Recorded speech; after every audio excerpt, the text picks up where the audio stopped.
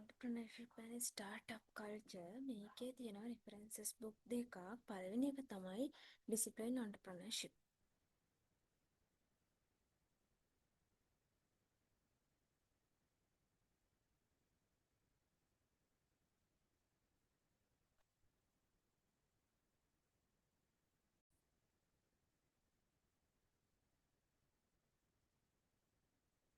references book දෙකක් තියෙනවා entrepreneurship and startup culture module එකේ.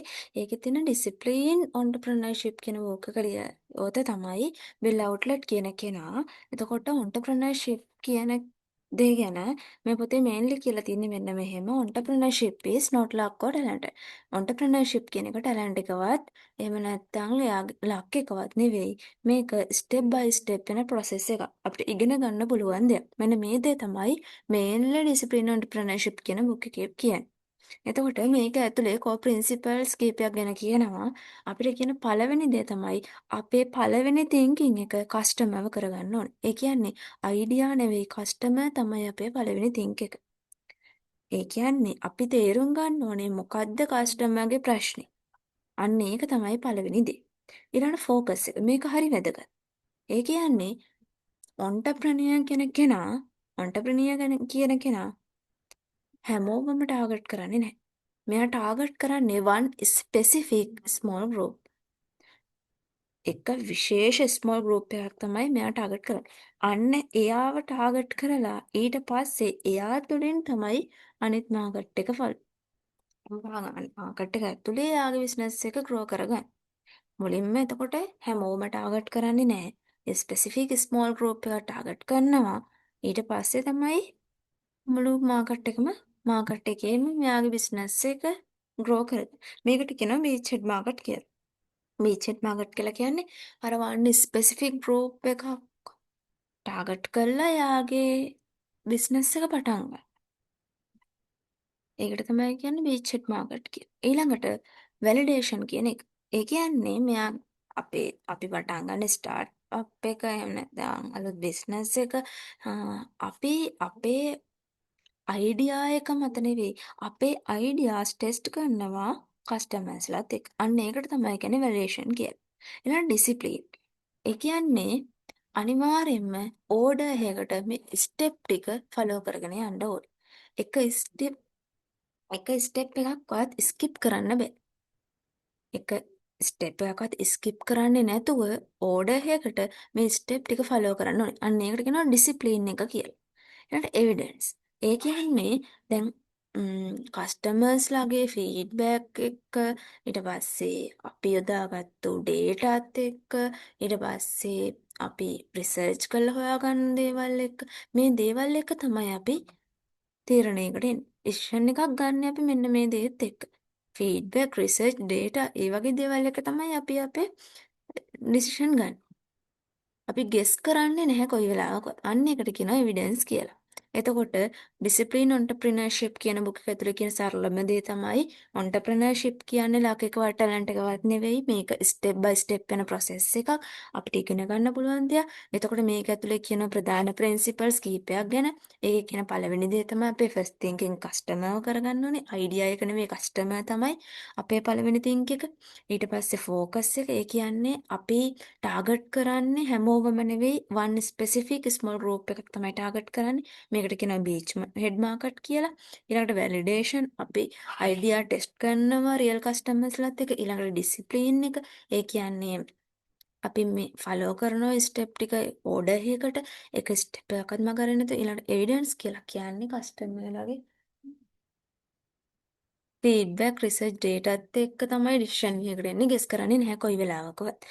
ඊළඟට ඩිසිප්ලින් ඔන්ටර්ප්‍රනර්ෂිප් කියන එක මේ පොතේ කියන විදිහට ස්ටෙප් 24ක එක තමයි යන්නේ. ඒ කියන්නේ ස්ටාර්ට්අප් එකට රෝඩ් මැප් එක තමයි මේ ස්ටෙප් 24. එයාලව බෙදනවා ප්‍රධාන ස්ටේජ් 6කට. 6කට කියලා කියන්නේ ස්ටේජ් 0 කියලා එකක් තියෙනවා. ඒකේ කියන්නේ මේ අපි කියපු කෝ ප්‍රින්සිපල්ස් වගේ දේවල් ගැන. එතකොට අර ස්ටෙප් 24 බෙදලා යන්නේ ප්‍රධාන විදිහට මේන්ලි ස්ටේජ් 5කට. එතකොට පළවෙනි ස්ටේජ් එකේදී බලන්නේ කවුද අපේ කස්ටමර්ස්ලා? who is your customers? මුලින්ම කරන්නේ පළවෙනි ස්ටේජ් එකේදී අපි මාකට් එකයි කස්ටමර්ලවයි අන්ඩර්ස්ටෑන්ඩ් කරනවා.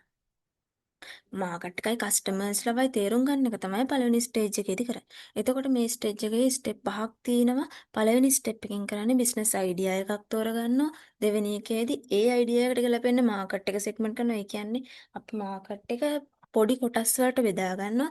තුන්වෙනි ස්ටෙප් එකේදී ඒ බෙදාගත්තු ගෲප් ටිකෙන් අපිට හොඳම දේ මොකක්ද කියලා සිලෙක්ට් කරගන්නවා. ඊට පස්සේ define target customer profile. customer define target customer profile. ඒ කියන්නේ කස්ටමර්ගේ ප්‍රොෆයිල් එක ටාගට් කරනවා. ඒකට අනුව තමයි කරන්නේ.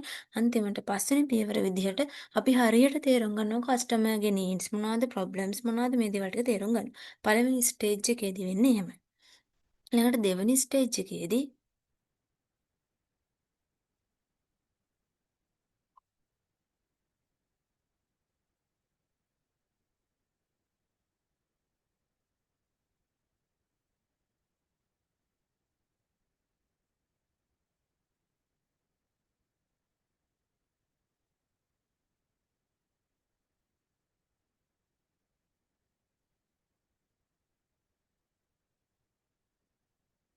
දෙවෙනි ස්ටේජ් එකේදී වෙන්නේ what do they need. දැන් අර අපි කස්ටමර්ස්ලව සහ මාකට් එක හඳුනගත්තා.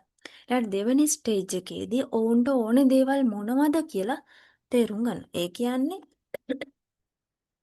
මොනවාද මේ අපි කරන බිස්නස් එකට කියන්නේ අපේ ස්ටාර්ට්අප් එකට අපි දෙන්න ඕනේ වැලියු එක කොහොමද? මොනවද තියෙන කම්පිටිෂන් මාකට් එක ඇතුලේ. මෙන්න මේ දේවල් ටික තේරුම් ගන්නවා ස්ටේජ් 2 එකේදී. ස්ටේජ් 2 එකේ ස්ටෙප් 6 ඉඳන් ස්ටෙප් 10 වෙනකන් තියෙන්නේ. එතකොට ෆුල් කස්ටමර් ප්‍රොෆයිල් එකක් හදාගන්නවා මේක ඇතුළේ. ඒ කියන්නේ මේකේ යූසර්ස්ලා කවුද, බයර්ස්ලා කවුද? එතකොට ඒකට ඇතුළත් වෙන යූසර්ස්ලාගේ නේම්, ඇඩ්‍රස්, මේ වගේ පර්සනල් ඩීටේල්ස් බයර්ස්ලාගෙත් එහෙම මේ දේවල් ටික ඇඩ් කරනවා පළවෙනි ස්ටෙප් එක විදියට. ස්ටේජ් 2 එකේදී. ඊළඟට ඩිසිෂන් මේකින් යුනිට් එකක් අන්ඩර්ස්ටෑන්ඩ් කරගන්න. ඒ කියන්නේ අපි කොහොමද තේරුම් ගන්න, ඒ කියන්නේ අපි අපේ තීරණ ගන්නේ කොහොමද කියන එක තේරුම් ගන්න. ඊළඟට කොහොමද දැන් අපේ බයින් ප්‍රොසෙස් එකට මැප් එකක් හදාගන්නවා. ඊළඟට define value proposition. value proposition එකක් හදාගන්න. value proposition කියලා කියන්නේ يعني මොකක්ද අපේ ප්‍රොඩක්ට් එක එහෙම නැත්නම් සර්විස් එක. එතකොට මොනවද මේ ප්‍රොඩක්ට් එකෙන් සර්විස් එකෙන් අපි විසඳන ප්‍රශ්නේ මොකක්ද? එතකොට මේකත් එක්ක කියන්නේ තියෙන දේවල් මොනවද? ඒ කියන්නේ මාකට් එක ඇතුලේ කම්පිටිටිව් වෙන්නේ මෙයා මොන වගේ දේවල් එකද? අන්න ඒ ටික තේරුම් ගන්න එක තමයි මේ වැලියු ප්‍රොපොසිෂන් කියලා කියන්නේ. එතකොට ම්, ඊළඟ එක තමයි ස්ටේජ් 3 එක. ආ ඊට කලින් අන්තිම පියවර විදිහට ඇනලයිස් කරනවා කම්පිටිෂන්. අපේ ප්‍රොඩක්ට් එකට, සර්විස් එකට මොනවද මාකට් එක ඇතුලේ තියෙන කම්පිටිටිව් දේවල්. අන්න ඒ දේවල් ටික ඇනලයිස් කරගන්නවා දෙවෙනි ස්ටේජ් එක විදිහට. පළවෙනි එකේදී අපි කරේ මාකට් එකයි කස්ටමර්ලවයි අන්ඩර්ස්ටෑන්ඩ් කරගත්තු. ස්ටේජ් 2 එක විදිහට අපි කරන්නේ අපේ ප්‍රොඩක්ට් එකට, සර්විස් එකට කොහොමද අපි වැලියු එකක් දෙන්නේ, මොනවද තියෙන කම්පිටිෂන්ස් කියලා තේරුම් ගන්න එක.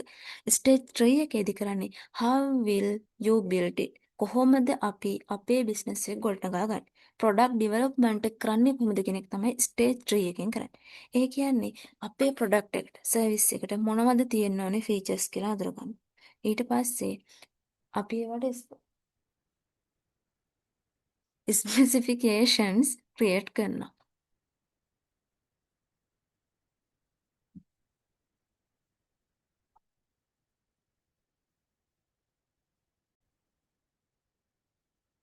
එතකොට ස්ටේජ් 3 එකේදී අපි කරන්නේ ප්‍රොඩක්ට් එක ඩෙවලොප් කරන එක. අපේ පළවෙනි ස්ටෙප් එක විදිහට අපි කරනවා ප්‍රොඩක්ට් එකේ කෝ ෆීචර්ස් ඩිෆයින් කරගන්නවා. ඊට පස්සේ ඊට පස්සේ මේකේ ස්පෙસિෆිකේෂන්ස් ඩීටේල්ස් ටික ක්‍රියේට් කරගන්නවා. ඒ කියන්නේ අපේ ප්‍රොඩක්ට් එකට තියෙන ස්පෙસિෆිකේෂන් මොනවද කියලා ඒ ටිකේ තොරතුරු ටික ක්‍රියේට් කරගන්නවා. ඊළඟට build MVP. ඒ කියන්නේ මෙන්න මේ පියවර වැදගත්. MVP MVP කියන තැන මම හිතනවා අනිවාර්යෙන් ඒ අහවි පොයින්ට් එකක් මොකක් හරි MVP කියලා කියන්නේ minimum viable product. ඒ කියන්නේ මේක අර අපි කියන්නේ ප්‍රොටෝටයිප් විදියට ඒ කියන්නේ අපි මේ ප්‍රොඩක්ට් එකේ සාම්පල් වර්ෂන් එකක් හදනවා කස්ටමර්ස්ලාගේ ෆීඩ්බැක් ගන්න. මේක නෙවෙයි අපේ ෆයිනල් ප්‍රොඩක්ට් එක. අපේ ෆයිනල් සර්විස් එක ප්‍රොඩක්ට් එකවත් නෙවෙයි මේක MVP කියලා කියන්නේ. අපි කස්ටමර්ලට ටෙස්ට් කරන්න දෙන සාම්පල් වර්ෂන් එකක්. අන්න ඒක හදන එක තමයි අපේ තුන්වෙනි පියවර. ඊළඟට ටෙස්ට් ප්‍රොඩක්ට් with customers. අර MVP එක බිල්ඩ් කරලා ඒක ටෙස්ට් කරනවා කස්ටමර්ලත් එක්ක.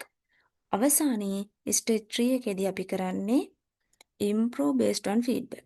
ෆීඩ්බැක් එක්ක ගලපලා අර අපේ MVP එක improve කරලා අපේ ෆයිනල් ප්‍රොඩක්ට් එක බවට පත් කරගන්න එක. ඊළඟට ස්ටේජ් 4 එක විදිහට අපි කරන්නේ බිස්නස් මොඩල් එක. ඒ කියන්නේ how will you make money? අපි කොහොමද මේක තුලින් අපි ආදායම උපය ගන්න, ඊළඟට කොහොමද ප්‍රයිස් එකක් දෙන්නේ, අපේ කොස්ට් එක මොකද්ද, ප්‍රොෆිට් එක මොකද්ද? මෙන්න මේ දේවල් ටික තීරණය කරන්නේ ස්ටේජ් 4 එක ඇතුළේ.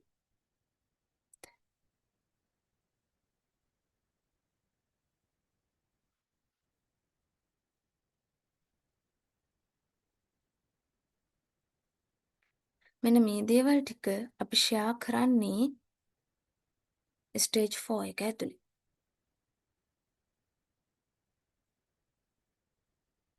එතකොට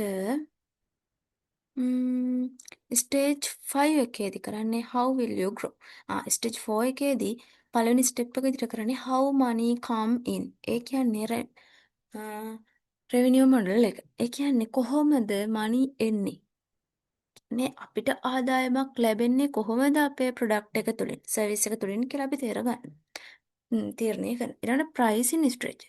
ඒ කියන්නේ ප්‍රයිස් එක තීරණය කරන්නේ කොහොමද? ඒ කියන්නේ CAC එක අනුව CAC කියලා කියන්නේ අර එක ප්‍රොඩක්ට් එකකින් කවර් වෙන්න ඕනි ගාණ කොච්චරයිද? අන්නේ දේවල් තීරණය කරනවා. එක ප්‍රොඩක්ට් එකකින් මෙන්න මේ ගාණ කවර් වුණොත් තමයි අපිට මේ ආදායම හම්බෙන්නේ. එතකොට ඒ CAC කියන එක බලපන්. CAC ගැන කතා කරනවා ප්‍රැක්ටිස් ක්වෙක්ෂන් අර ෆයිනල් ප්‍රැක්ටිස් ක්වෙක්ෂන් පෝල් එකේදී එතෙන්දි බලමු ප්‍රයිසින් ස්ට්‍රැටජි ගැන. ඊළඟට සරලව කියනවා නම් ප්‍රයිසින් කියලා කියන්නේ අර අපි මිල තීරණය කරන්නේ කොහොමද අන්න ඒ වගේ. ඊළඟ කොස්ට් ස්ට්‍රක්චර් එක.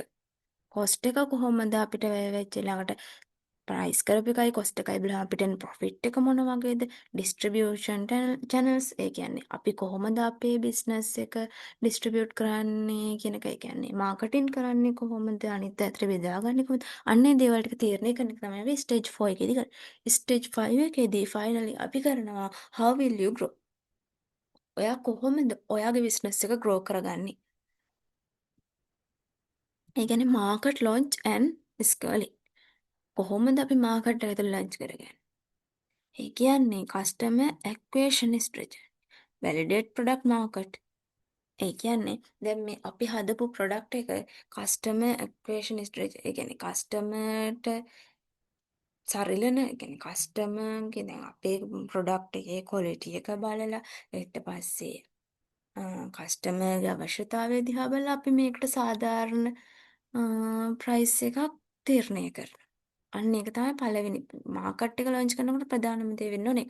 අපි කලින් ප්‍රයිස් එක තීරණය කරා ස්ටේජ් 4 එකේදී මේකේ පළවෙනි එක විදිහට කරන්නේ අර කස්ටමර්ගේ නීඩ්ස් වලට ගැලපෙන විදිහට අපේ ස්ට්‍රැටජි අපේ ස්ට්‍රැටජි එක පවත්ව ගන්න එක. ඊළඟට වැලිඩේට් ප්‍රොඩක්ට් මාකට්. ඒ කියන්නේ මේ ප්‍රොඩක්ට් එක මාකට් එකට ෆිට වෙන විදිහට වැලිඩේට් කරනවා. ෆයිනලි බිස්නස් මොඩල් කන්ෆර්මේෂන් වෙන්න ඕනි. ඒ කියන්නේ මේ බිස්නස් මොඩල් එක කන්ෆර්ම් වෙන්න ඕනි. අවසානයේ එක්ස්පැන්ෂන් ප්ලෑන්. අපි මේ ප්‍රොඩක්ට් එක අවසානයේ මාකට් එකට ගැලපෙන විදිහට අපේ තිබිච්ච කියන්නේ අපි හදාගෙන ආපු අපේ බිස්නස් එක අවසානයේ මාකට් එකට ලොන්ච් කරනවා. මෙන්න මේ විදිහට තමයි ස්ටෙප් 24කින් මේ පොතේ ඩිස්ක්‍රයිබ් කරන්නේ කොහොමද අපි අපේ ස්ටාර්ට්අප් එක බිල්ඩ් කරගන්නේ කියලා. එතකොට මේකේ කියන විදිහට අපි අර මුලින්ම කරන්නේ බිල්ඩ් කරනවා, ඊට පස්සේ ටෙස්ට් කරනවා, ඒකෙන් ලර්න් කරනවා. ඒ කියන්නේ අපි මුලින් බිල්ඩ් කරනවා MVP එකක්, ඊට පස්සේ ඒක ටෙස්ට් කරනවා කස්ටමර්ලත් එක්ක ගිහලා, ඊට පස්සේ ටෙස්ට් කරලා අපි ඒකෙන් ඉගෙන ගන්නවා. අවසානයේ අපි ඉම්ප්‍රූව් කරනවා. එන්න ඒ දේ තමයි මේ පොතේ කියන්නේ ප්‍රධාන වශයෙන්ම.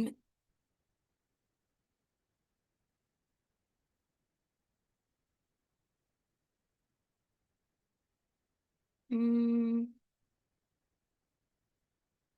ඊළඟට දෙවෙනි බුක් එක තමයි Outstanding Neoprenia Guide.